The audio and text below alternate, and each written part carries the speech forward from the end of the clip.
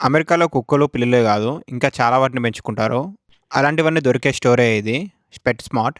ఈ కప్ప కనిపిస్తుంది గదా! ఈ కప్ప కాస్ట్ $35 అంటే టాక్స్‌తో కలిపి రూ. 3,500 అయితది. అంటే నెక్స్ట్ ఈ తొండగాడు వీడి ప్రైస్ వచ్చేసి $80 కాపోతే 25% ఆఫ్ తోటి $60కి ఇస్తున్నారు. ఇవే గాదు వీళ్ళు చాలా రకాల స్నేక్స్ గూడా పెంచుకుంటారు. ఈ పాము కాస్ట్ వచ్చేసి $90.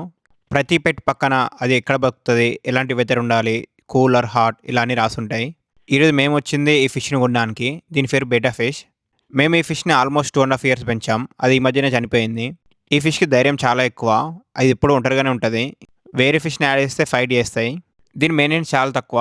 బట్ ఒక 2 లీటర్స్ వాటర్ ట్యాంక్ ఉండాలి. ఈ స్టోర్‌లో యానిమల్సే గాదు, ఇంకా చాలా అమ్ముతారు. ఈ పిల్లులు మనం అడాప్ట్ చేసుకోవచ్చు.